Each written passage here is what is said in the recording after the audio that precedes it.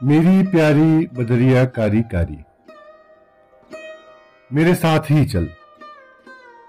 तुम्हारे बिना सावन सिसकी है, सोना पीतल है तुम्हारे बिन। अद्भुत प्रिज्म है सावन, सुंदर कुलाज है सावन तुम्हारे साथ।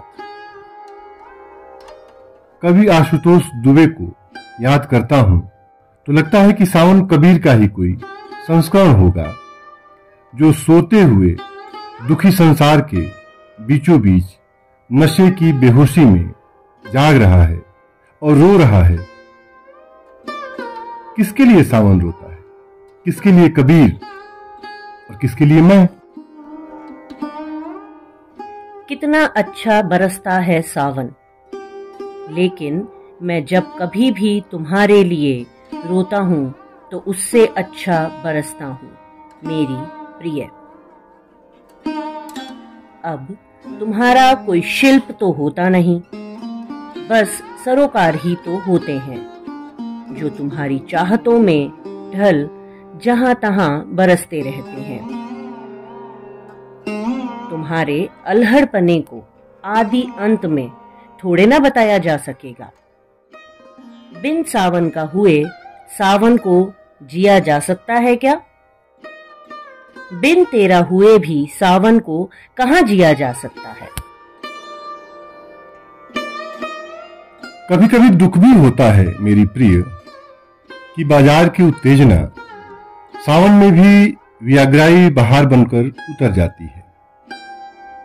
जो बाजार हमारी मनोरथों का ठूंठ तैयार करने में लगा, जो बाजार हमारी कामनाओं का बंजर विन्यास गढ़ने में लगा हो, उसके साथ सावन का मेल कुछ जचता नहीं। लेकिन तुम हो, तुम्हारी स्मृतियां हैं, तो सावन भी बाजार का कैसा हो सकता है? कहने दो लोगों को कि संस्कृति मॉल में बदल रही है, और खुश हो लेने दो उन्हें भी जो वातानुकूलित गाड़ियों के शीशे चढ़ाकर बारिश का आनंद लेते हैं। खूब बारिश होना सावन नहीं है, वह तो तुम्हारा साथ है प्रिय कि कहीं भी सावन सिरज सकता है। मेरी सांवरी, तुम्हारे साथ बीते तो साल के 12 महीने सावन। याद है हम लोग साथ चल रहे थे, कादो कीचड़ पानी से बचते हुए, खूब सावधानी से ईंटों पर पांव रखते हुए। तुम छप से कूद पड़ी थी अचानक, यह कहते हुए कि सावन को वैभव में नहीं, कीचड़ कादों के इंद्रधनुष में जिया जाता है। और खूब भीगी थी तुम, मैं भी। अब तो मोनालिसा की भी तस्वीर देखता हूं तो धीरे धीरे वो घुटने तक साड़ी चढ़ाए, पांव में महावर रचाए, पानी में छप छप करती तुम्हारी अटखेलियों में ढलने लगती है। रघुवीर सहाय ने कभी कहा था कि मेरे मन टूट एक बार सही तरह। मैं भी टेरता हूं सावन को कि बरस एक बार सही तरह। उस सावन की किसे दरकार जो बस धूल ही मुआए, या बस गमछी तान कर कोई भी बच जाए, बस देह को लिसफिस करे और थम जाए। दरकार तो उस सावन की जो बरसे तो पोर पोर में भीनता चला जाए, तन तर कर दे, मन तर कर दे, धरती बीज गर्भा हो जाए। सावन को बताती क्यों नहीं प्रिय कि दिल की लगी में कहां कितना बरसना है। बहरहाल एक सावन तो वह भी है जो तेरे भीगे होठों से बरसता है।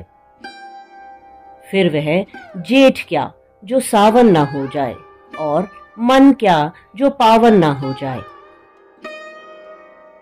वैसे देखा जाए तो जेठ भी क्या है, सावन की कुछ दिनों की अनुपस्थिति बस।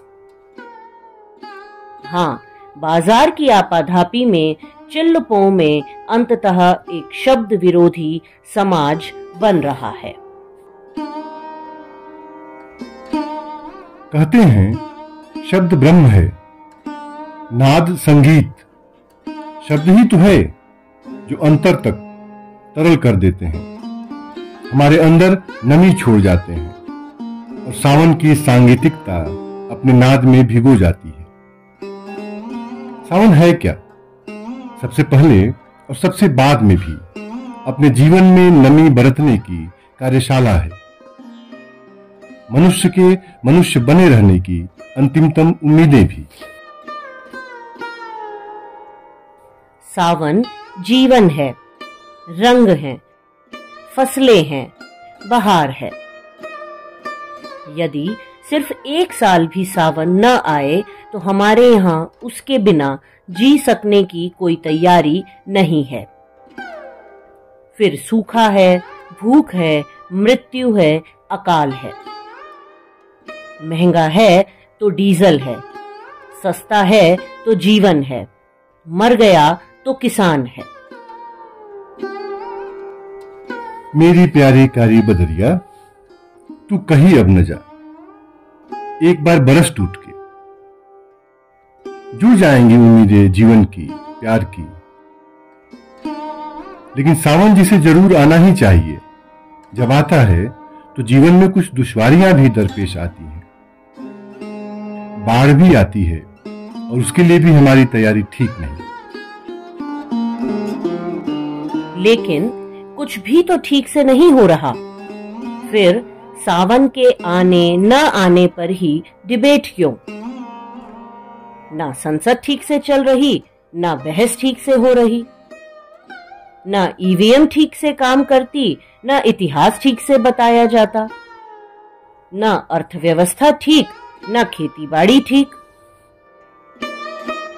अधिकांशतः बिना ठीक ठाक के काश एक चीज ठीक होती कि अलगाव, अपमान, संत्रास, भुखमरी, घर वापसी, लव जिहाद, गोरक्षा, राष्ट्रभक्ति के प्रमाण पत्रों और बेरोजगारी, महंगाई के बियाबान और अकेलेपन के अंतहीन सिलसिले को भेद कर कटहरी चंपे की गंध की तरह जीवन में उतरती चली जाती तुम।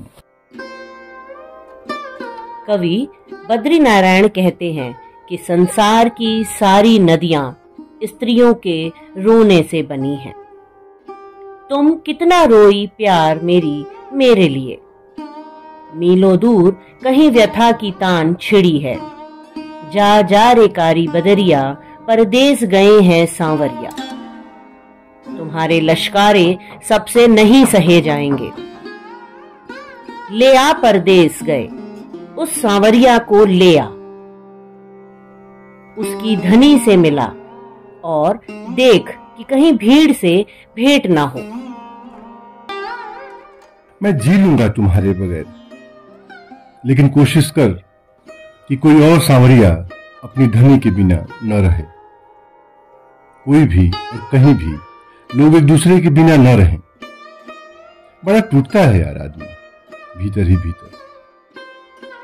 देख इसे मेरी कारी बदरिया। तू तो कालिदास के लिए भी दूत बन गई थी। तू देख कि किसी का भी लाखों का सावन यूं ही ना चला जाए। मैं इंतजार करूंगा जब तुम मेरे साथ चलोगी। तुम भी इंतजार करो अगले जन्म तक मेरा।